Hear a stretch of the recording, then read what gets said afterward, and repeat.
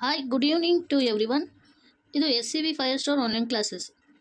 Presenting by SC Biradar. ಇವತ್ತಿನ ಕ್ಲಾಸಲ್ಲಿ ಆದರ್ಶ ವಿದ್ಯಾಲಯ 2026 March 22ರಂದು ಪರೀಕ್ಷೆ ಏನು ನಡೆದಿದೆ ಅಲ್ವಾ. ಸೊ ಆ ಒಂದು ವಿಷಯಕ್ಕೆ ಸಂಬಂಧಿಸಿದಂತೆ ಮ್ಯಾಥ್ಸ್ ಕ್ವಶನ್ಸ್ಗಳನ್ನು ಇವತ್ತು ಸಾಲ್ವ್ ಮಾಡ್ತಾ ಇದ್ದೀವಿ.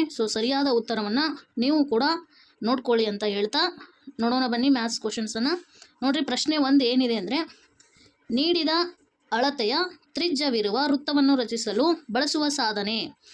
ಸಾಧನ ಯಾವುದಾಗುತ್ತೆ ಅಂದರೆ, ವೃತ್ತವನ್ನು ಎದರಲ್ಲಿ ರಚಿಸ್ತೀರಿ ನೀವು? ಕೈವಾರದಿಂದ ತಾನೇ ರಚಿಸೋದು. ಹಾಗಾಗಿ C is the right answer. Next ಪ್ರಶ್ನೆ, 2ನೇ ಪ್ರಶ್ನೆ. ಚಿತ್ರದಲ್ಲಿ ಅಂದರೆ ಈ ಚಿತ್ರ ಇದೆ ನೋಡ್ರಿ, ಬಣ್ಣ ಹಚ್ಚಿರುವ ಭಾಗದ ಭಿನ್ನರಾಶಿ ರೂಪ 7/16 ಆಗಿದೆ. ಈ ಭಿನ್ನರಾಶಿಯ ಸಮಾನ ಭಿನ್ನರಾಶಿಗಳು ಯಾವ್ಯಾವು ಅಂತ ಕೇಳ್ತಾ ಇದ್ದಾರೆ. ಸಮಾನ ಭಿನ್ನರಾಶಿಗಳು ಬರಿಬೇಕಾದ್ರೆ ಈ 7/16 ಏನಿದೆ ಅಲ್ಲ, 7/16ಗೆ ಅಂಶಕ್ಕೆ ನೀವು ಯಾವ ಅಂಕಿಯಿಂದ ಗುಣಿಸ್ತೀರೋ ಛೇದವನ್ನು ಅದೇ ಅಂಕಿಯಿಂದ ಗುಣಿಸ್ಬೇಕು. ಅದು ಏನು ಬಂದಿರುತ್ತಲ್ಲ ಅವುಗಳ ಸಮಾನ ಭಿನ್ನರಾಶಿ ಆಗಿರ್ತವು. ಹಾಗಾದರೆ ಎ ಆಪ್ಷನನ್ನು ನೋಡಿದಾಗ 14 32 ಇದೆ. 7 ಎಷ್ಟಲೇ 14? 7 2 14. ಹಾಗಾದರೆ ಅಂಶವನ್ನು 2 ಗುಣಾಕಾರ ಮಾಡಿದ್ದಾರೆ. ರೂಲ್ಸ್ ಪ್ರಕಾರ ಛೇದವನ್ನು 2 ಗುಣಾಕಾರ ಮಾಡಬೇಕು ಅಲ್ವಾ. 16 32. ಹಾಗಾದರೆ 7 16 14 32 ಸಮಾನ ಭಿನ್ನರಾಶಿ ಆಯಿತು. ಇನ್ನೊಂದು ನೋಡೋಣ, 28 48 ಅಂಶನ. 7 16ಗೆ 28 48 ಸಮಾನ ಭಿನ್ನರಾಶಿ ಹೌದು ಅಲ್ಲೋ ಚೆಕ್ ಮಾಡೋಣ ಬನ್ನಿ. ಅಂಶ 28 ಬರಬೇಕಾದ್ರೆ ಎಷ್ಟರಲ್ಲೇ ಗುಣಿಸಿದ್ದಾರೆ? 7 4 28. ಛೇದವನ್ನು 4 ಗುಣಿಸ್ಬೇಕಲ್ವಾ. 16 4 ಎಷ್ಟು? 64. ಹಾಗಾದರೆ 48 ಬಂದಿದೆ ಅಲ್ವಾ. ಅವ್ರು ಗುಣಿಸಿರೋದು 3 ಗುಣಿಸಿದ್ದಾರೆ. ಹಾಗಾದರೆ ಇದು ಸಮಭಿನ್ನ ರಾಶಿ ಆಗಲ್ಲ. ಹೀಗಾಗಿ ಎ ಆಗಲ್ಲ. ಇನ್ನು ಬಿ ಆಪ್ಷನ್ ನೋಡೋಣ. 7 16ಗೆ 21 48 ಬರಬೇಕಾದ್ರೆ 7 ಎಷ್ಟಲೇ 21? 7 3 21. ಹಾಗಾದರೆ ಅಂಶವನ್ನು 3 ಗುಣಿಸಿದ್ದಾರೆ. ಛೇದವನ್ನು 3 ಗುಣಿಸಿರ್ಬೇಕಾ? 16 3 48. ಎಸ್, 21 48 ಸಮಾನ ಭಿನ್ನರಾಶಿ. ಹಾಗಾದರೆ 35 80 ಸಮಾನ ಭಿನ್ನರಾಶಿ ಹೌದು ಅಲ್ಲೋ ನೋಡ್ಬೇಕೀಗ. 7 16ಗೆ ಸಮಾನ ಭಿನ್ನರಾಶಿ ನೋಡ್ರಿ. 7 ಎಷ್ಟಲೇ 35? 5. ಹಾಗಾದರೆ ಅಂಶವನ್ನು 5 ಗುಣಿಸಿದ್ದಾರೆ. ಛೇದವನ್ನು ಕೂಡ 5 ಗುಣಿಸ್ಬೇಕಾ? ನೋಡ್ರಿ, 2 16 5 ಎಷ್ಟು? 80. ಹಾಗಾದರೆ ಇದು ಸರಿ ಹೋಗಿದೆ. ಸರಿಯಾದ ಉತ್ತರ ಯಾವುದಿಲ್ಲಿ? ಬಿ ಸರಿಯಾದ ಉತ್ತರ ಆಗಿದೆ. ಏಕೆಂದರೆ 7 16 ಇವೆರಡೂ ಕೂಡ ಸಮಾನ ಭಿನ್ನರಾಶಿಗಳು ಆಗುತ್ತವೆ. ಅದು ಹೇಗಾಗುತ್ತೆ ಅನ್ನೋದು ನಮಗೆ ತಿಳಿಸಿದೆ. ನೆಕ್ಸ್ಟ್ ಪ್ರಶ್ನೆ ನೋಡ್ರಿ, 3ನೇ ಪ್ರಶ್ನೆ. ಒಂದು ಗಡಿಯಾರದಲ್ಲಿ ಸಮಯ 3 ಗಂಟೆ 5 ನಿಮಿಷ ಆಗಿದೆ. ಗಡಿಯಾರದ ಮುಳ್ಳುಗಳು ನಡುವೆ ಉಂಟಾಗಿರುವ ಕೋನ ಕೇಳ್ತಾ ಇದ್ದಾರೆ. ಇಲ್ಲಿ ಕಾಣಿಸ್ತಾ ಇರ್ಬೋದು ಗಡಿಯಾರ. ಯಾವಾಗಲೂ ಗಂಟೆ ಮುಳ್ಳು ಮತ್ತು ನಿಮಿಷದ ಮುಳ್ಳು ಅಂತ ಇರ್ತಾವೆ. ಯಾವುದು ಚಿಕ್ಕದಾಗಿರುತ್ತೋ ಅದು ಗಂಟೆ ಮುಳ್ಳು, ಯಾವುದು ದೊಡ್ಡದಾಗಿರುತ್ತೋ ಅದು ನಿಮಿಷದ ಮುಳ್ಳು. ಇಲ್ಲಿ ಈ 12ರಿಂದ ಅಥವಾ 0 ಇಂದ ಇಲ್ಲಿ ತನಕ ಎಷ್ಟು ಅಂತರದಲ್ಲಿ ಇರುತ್ತೆ ಅಂದರೆ 5 ನಿಮಿಷ ಅಂತರದಲ್ಲಿ ಇರುತ್ತೆ. ಹೌದಾ? ಹಾಗಾದರೆ ನಮ್ಮ ಒಂದು ಗಂಟೆಯ ಮುಳ್ಳು 3 ಅಂತ ತೋರಿಸ್ತಾ ಇದೆ. ಅದೇ ಥರ ನಿಮಿಷದ ಮುಳ್ಳು ಅಂದರೆ ದೊಡ್ಡ ಮುಳ್ಳು 1ನ್ನು ತೋರಿಸ್ತಾ ಇದೆ ಅಲ್ವಾ. 1ಕ್ಕೆ ಅಂದರೆ 5 ನಿಮಿಷ ಅಂತ ಆಯಿತು. 3 5 ನಿಮಿಷ ಆಗೈತಿ. ಹಾಗಾದರೆ ಇಲ್ಲಿ ನಾವು ಕೋನವನ್ನು ಬಿಡಿಸಿದಾಗ ಈ ಕೋನ ಯಾವುದಾಗುತ್ತೆ? ಇದು ಲಂಬಕೋನ. ಲಂಬಕೋನಕ್ಕಿಂತ ಕಡಿಮೆ ಅಂದರೆ 90 ಡಿಗ್ರಿಗಿಂತ ಕಡಿಮೆ ಐತಿ, 0 ಡಿಗ್ರಿಗಿಂತ ಹೆಚ್ಚೈತಿ. ಹಾಗಾದರೆ ಯಾವ ಕೋನ ಅದು? ಹಾಗಾದರೆ ಅದು ಲಘು ಕೋನ ಆಗುತ್ತೆ. ಹೀಗಾಗಿ D is the right answer. Next 4ನೇ ಪ್ರಶ್ನೆ. 0.125 ಇದರ ಭಿನ್ನರಾಶಿ ರೂಪ ಕೇಳ್ತಾ ಇದ್ದಾರೆ. ದಶಮಾಂಶ ಅಂಕಿಯನ್ನು ಭಿನ್ನರಾಶಿಯಲ್ಲಿ ಬರೆಯುವುದು ಬಹಳ ಸುಲಭ, ಅಂದರೆ ಅಂಶ ಮತ್ತು ಛೇದದ ರೂಪದಲ್ಲಿ. ಈ ದಶಮಾಂಶ ಬಿಂದುವಿನ ಬಲಗಡೆ ಇರುವ ಸಂಖ್ಯೆಯನ್ನು ಅಂಶದಲ್ಲಿ ಬರೆದುಕೊಳ್ಳೋಣ. ಅಂದರೆ 125 ಡಿವೈಡೆಡ್ ಬೈ ಈ ದಶಮಾಂಶ ಬಿಂದುವನ್ನು 1 ಅಂತ ಬರ್ಕೊಳ್ಳೋಣ. ತದನಂತರ ಬಿಂದುವಿನ ಬಲಗಡೆ ಇರುವ ಅಂಕಿಗಳನ್ನು ಎಣಿಸಿಕೊಳ್ಳೋಣ. ಎಷ್ಟಿವೆ? 1 2 3. 3 ಅಂಕಿಗಳನ್ನು 0 ಆಗಿ ಬರೆದುಕೊಳ್ಳೋಣ. ಹಾಗಾದರೆ ಎಷ್ಟು ಬಂತು ಆನ್ಸರು? 125. 1000 ಅಂಶ ಬಂತು. ಇದನ್ನು ಕನಿಷ್ಠ ರೂಪದಲ್ಲಿ ತರಬೇಕು. ಕನಿಷ್ಠ ರೂಪದಲ್ಲಿ ತರಬೇಕಂದ್ರೆ ಏನು? ಅದನ್ನು ಅಂಶ ಮತ್ತು ಛೇದವನ್ನು ಒಂದೇ ಮಗ್ಗಿಯಿಂದ ಕಡ್ತಾ ಹೊಡಿಬೇಕು. ನೋಡ್ರಿ, 25 5 ಇಪ್ತೈದು 40. ಸೊ 5 40 ಬಂತು. ಇದನ್ನು ಮತ್ತೆ ಕನಿಷ್ಠ ರೂಪದಲ್ಲಿ ತರಬಹುದು. ಹೆಂಗೆ? 5 1 5 8. ಹಾಗಾದರೆ 1 8 ಬಂತು. ಈ 1 8 ಮತ್ತೆ ಕನಿಷ್ಠ ರೂಪದಲ್ಲಿ ತರೋಕ್ಕಾಗಲ್ಲ. ಸೊ ಹೀಗಾಗಿ A is the right answer. Next ಪ್ರಶ್ನೆ ನೋಡ್ರಿ, 5ನೇ ಪ್ರಶ್ನೆ. ಕೊಟ್ಟಿರುವ ಅಪವರ್ತನ ವೃಕ್ಷದಲ್ಲಿ ಎ ಮತ್ತು ಬಿ ಬೆಲೆಗಳು ಕ್ರಮವಾಗಿ ಡ್ಯಾಶ್ ಆಗಿವೆ. ನೋಡ್ರಿ, 2 ಎಡ್ಲೆ ಎಷ್ಟು? 2 ಎಡ್ಲೆ 4. ಹಾಗಾದರೆ ಬಿ ಏನು ಬಂತು? 4 ಅಂತ ಬಂತು. ಅದೇ ಥರ ಮುಂದೆ ನೋಡ್ರಿ, 4 ಎಡ್ಲೆ 8 ಸರಿ ಹೋಗಿದೆ. ನೆಕ್ಸ್ಟ್ ಇಲ್ಲಿ 3 ಮೂಲ ಎಷ್ಟು? ಎ. ಹಾಗಾದರೆ ಎ ಎಷ್ಟು ಬರುತ್ತೆ? 9 ಅಲ್ವಾ? ಹಾಗಾದರೆ 8 9 72 ಕರೆಕ್ಟ್ ಆಗಿದೆ. ಹಾಗಾದರೆ ಎ 9 ಬಿ 4 ಕ್ರಮವಾಗಿ ಕೇಳಿದ್ದಾರೆ. ಅಂದರೆ ಮೊದಲಿಗೆ ಎ ಕೇಳಿದ್ದಾನೆ, ನಂತರ ಬಿ ಕೇಳಿದ್ದಾರೆ. ಹಾಗಾಗಿ ಸರಿಯಾದ ಉತ್ತರ ಯಾವುದಾಗುತ್ತೆ? ಇಲ್ಲಿ ಬಿ ಆಗುತ್ತೆ, 9 ಮತ್ತು 4. ನೆಕ್ಸ್ಟ್ ಪ್ರಶ್ನೆ, 6ನೇ ಪ್ರಶ್ನೆ ನೋಡ್ರಿ. 78 ಮೀಟರ್ 46 ಸೆಂಟಿಮೀಟರ್ ಬಟ್ಟೆಯಿಂದ 39 ಮೀಟರ್ 58 ಸೆಂಟಿಮೀಟರ್ ಬಟ್ಟೆಯನ್ನು ಕತ್ತರಿಸಿದರೆ ಉಳಿಯುವ ಬಟ್ಟೆ ಉದ್ದ. ಉಳಿಯುವ ಅಂತಂದರೆ ಕಳಿಬೇಕಾಗುತ್ತೆ. ಸೊ ಎಷ್ಟರಿಂದ ಎಷ್ಟರ ತನಕ ಕಳಿಬೇಕು ನಾವು? ನೋಡ್ರಿ, ಇಲ್ಲಿ ಮೀಟರ್ ಅಂತ ಬರಿತೀನಿ, ಇಲ್ಲಿ ಸೆಂಟಿಮೀಟರ್ ಅಂತ ಬರೀತಾ ಇದ್ದೀನಿ. ಹಾಗಾದರೆ ಸುಲಭವಾಗಿ ಮಾಡ್ಬೋದು. 78 ಮೀಟರ್ 46 ಸೆಂಟಿಮೀಟರ್, ಅದರಲ್ಲಿ ಕಳಿಬೇಕು ಎಷ್ಟನ್ನು? 39 ಮೀಟರನ್ನು, ಮೇಲೆ 58 ಸೆಂಟಿಮೀಟರನ್ನು. ಸೊ ಎಷ್ಟು ಬರುತ್ತೆ ನೋಡ್ರಿ? 16 8 ಕಳೆದ್ರೆ 8 ಕ್ಯಾರಿ 1, 14 6 ಕಳೆದ್ರೆ 8 ಕ್ಯಾರಿ 1, 18 8 10 ಕಳೆದ್ರೆ 8 ಕ್ಯಾರಿ 1, 7 4 ಕಳೆದ್ರೆ 3. ಹಾಗಾದರೆ 38 ಮೀಟರನ್ನು 88 ಸೆಂಟಿಮೀಟರ್. ಸೊ ಸರಿಯಾದ ಉತ್ತರ ಎ ಆಗಿದೆ. ನೆಕ್ಸ್ಟು 7ನೇ ಪ್ರಶ್ನೆ. ಒಂದು ಆಯತಾಕಾರದ ಉದ್ಯಾನವನ ವಿಸ್ತೀರ್ಣ 126 ಮೀಟರ್ ಸ್ಕ್ವಯರ್, 120 ಸ್ಕ್ವಯರ್ ಮೀಟರ್ ಆಗಿದೆ. ಅದರ ಉದ್ದ 14 ಮೀಟರ್ ಆದರೆ ಅಗಲದ ಅಳತೆ ಕೇಳ್ತಾ ಇದ್ದಾರೆ. ಸೊ ವಿಸ್ತೀರ್ಣ ಎಷ್ಟಿದೆ ಅಂತೆ? ಇದು ಆಯತ. ವಿಸ್ತೀರ್ಣ ಎಷ್ಟಿದೆ ನೋಡ್ರಿ, ಇದೆಲ್ಲ ಏರಿಯಾ. ಇದು ಎಷ್ಟಿದೆ ಅಂದರೆ 126 ಇದೆ ಅಲ್ವಾ? ಸೊ ಉದ್ದ ಎಷ್ಟು ಕೊಟ್ಟಿದ್ದಾರೆ ಅವರು? 14 ಮೀಟರ್ ಕೊಟ್ಟಿದ್ದಾರೆ. ಅಗಲ ಏನಿದೆ ಅಂತ ಕೇಳ್ತಾ ಇದ್ದಾರೆ. ನಮಗೆ ಆಯತದ ವಿಸ್ತೀರ್ಣ ಸೂತ್ರ ಗೊತ್ತು. ಆಯತದ ವಿಸ್ತೀರ್ಣ ಏನಾಗುತ್ತೆ?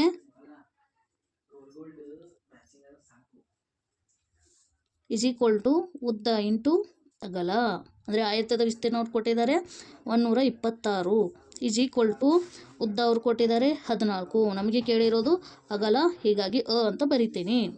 ಸೊ ಯಾವಾಗ ನಮಗೆ ಬೇಕಾಗುತ್ತೋ ಅಂದರೆ ಅಗಲ ಬೇಕಾಗುತ್ತೋ, ಈ 14 ಇಂಟು 14 ಸಮಚಿಹ್ನೆಯ ಎಡಕ್ಕೆ ಬಂದಾಗ ಅದು ಭಾಗಾಕಾರವಾಗಿ ಪರಿವರ್ತನೆ ಆಗುತ್ತೆ.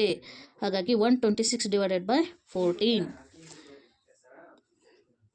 ನೆಕ್ಸ್ಟ್ ಇವಾಗ 14 1 14 9. ಸೊ ಅಗಲ ಎಷ್ಟು ಬಂತು? 9 ಮೀಟರ್ ಬಂತು. ಸೊ ಸರಿಯಾದ ಉತ್ತರ ಯಾವುದಿಲ್ಲಿ? ಸಿ ಆಗಿದೆ. ನೆಕ್ಸ್ಟ್ ಪ್ರಶ್ನೆ ನೋಡ್ರಿ, 8ನೇ ಪ್ರಶ್ನೆ. ಕೊಟ್ಟಿರುವ ಸ್ತಂಭ ನಕ್ಷೆಯು ಒಂದು ಕಂಪನಿಯ ಕಾರುಗಳ ಮಾರಾಟದ ವಿವರವನ್ನು ತಿಳಿಸುತ್ತದೆ. 2023 ಮತ್ತು 2025ರಲ್ಲಿ ಮಾರಾಟವಾದ ಕಾರುಗಳ ಸಂಖ್ಯೆಯ ವ್ಯತ್ಯಾಸ ಅಂತ ಕೇಳ್ತಾ ಇದ್ದಾರೆ. ಸೊ ಯಾವ ಇಯರ್ದು? 2023. ಸೊ ಇಲ್ಲಿ ವೈ ಎಕ್ಸಿಸಲ್ಲಿ ಮಾರಾಟವಾದ ಕಾರುಗಳ ಸಂಖ್ಯೆಯನ್ನು ಕೊಟ್ಟಿದ್ದಾರೆ, ಜೊತೆಗೆ ಎಕ್ಸ್ ಎಕ್ಸಿಸಲ್ಲಿ ವರ್ಷಗಳ ಕೊಟ್ಟಿದ್ದಾರೆ. ನಮಗೆ ಕೇಳಿರೋದು 2023. ಹಾಗಾದರೆ ಎಕ್ಸ್ ಎಕ್ಸಿಸಲ್ಲಿ 2023 ಇಲ್ಲಿ ಬರುತ್ತೆ. ಮತ್ತು ಮಾರಾಟವಾದ ಕಾರುಗಳ ಸಂಖ್ಯೆ ಈ ಥರ ಇದನ್ನು ನೋಡಿದಾಗ, ಸೊ ಇಲ್ಲಿ ಲೈನ್ ಬಂದಿದೆ ನೋಡ್ರಿ, ಎಷ್ಟು ಬಂದಿದೆ? 1500 ಮತ್ತು 2000 ಮಧ್ಯದಲ್ಲಿ ಇದೆ. ಹಾಗಾದರೆ 1500 ಮತ್ತು 2000 ಮಧ್ಯದಲ್ಲಿ ಇರುವಂಥ ಸಂಖ್ಯೆ ಯಾವುದು? 1750 ಅಲ್ವಾ? ನೆಕ್ಸ್ಟು 2025 ನೋಡಿದ್ರೆ ಎಷ್ಟು ಬಂದಿದೆ? 3000 ಬಂದಿದೆ.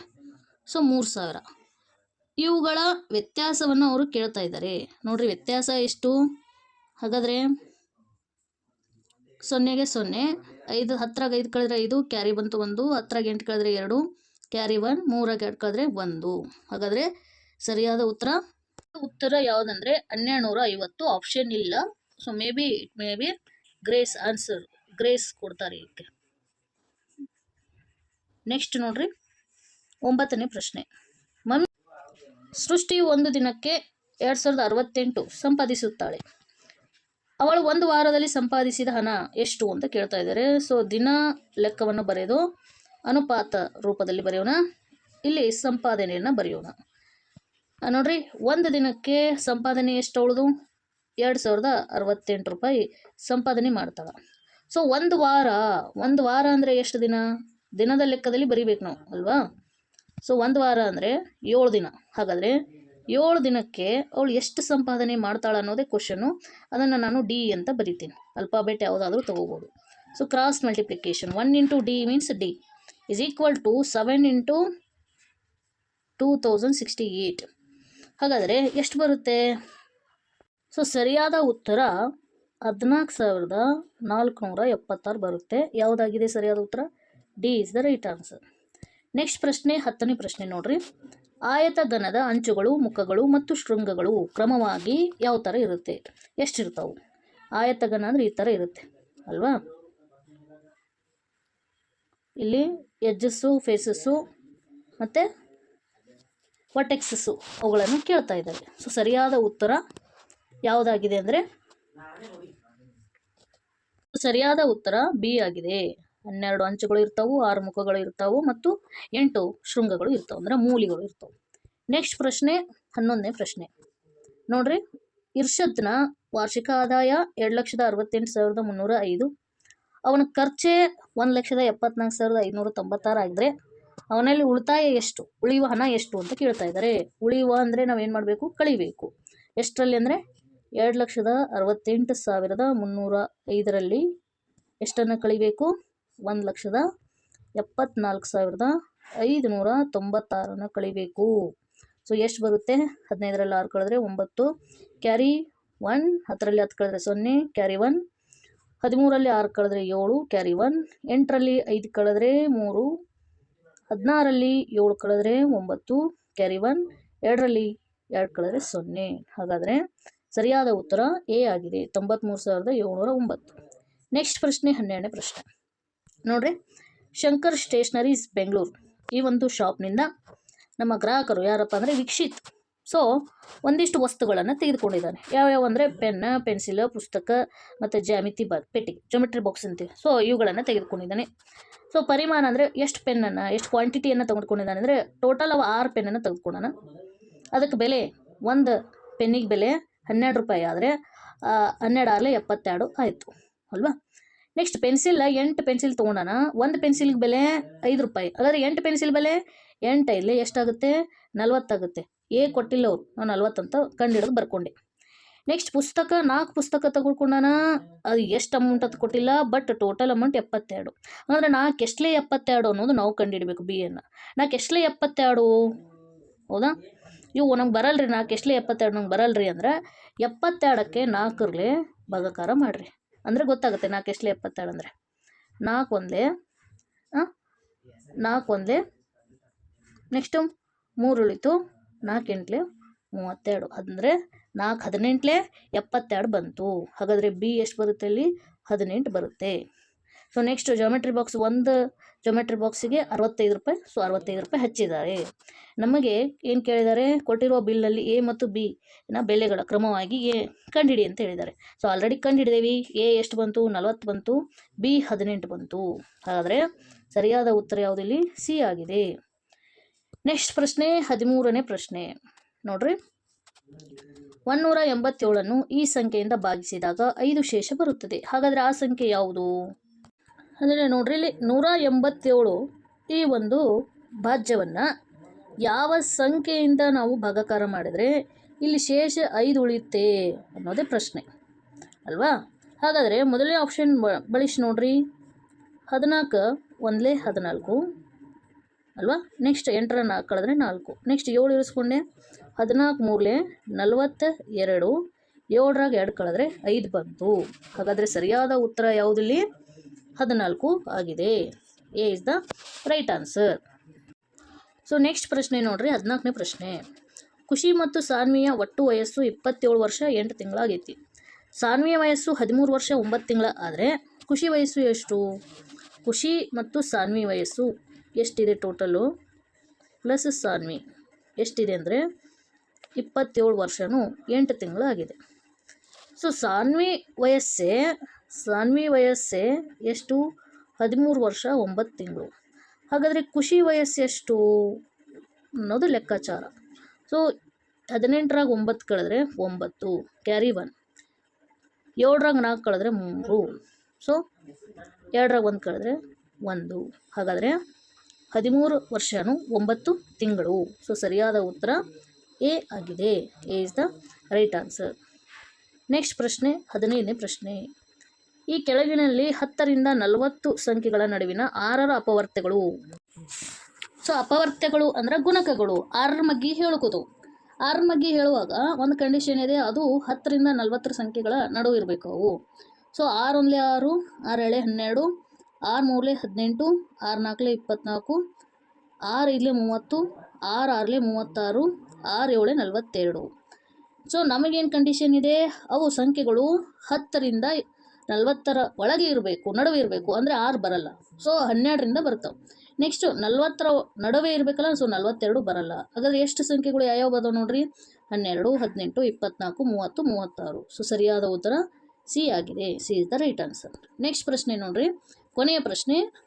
30,453, 34,503, 33,054, 30,543, 30,345 ಈ ಸಂಖ್ಯೆಗಳನ್ನು ಆರೋಹಣ ಕ್ರಮದಲ್ಲಿ ಬರೆಯುವ ಸರಿಯಾದ ಕ್ರಮ.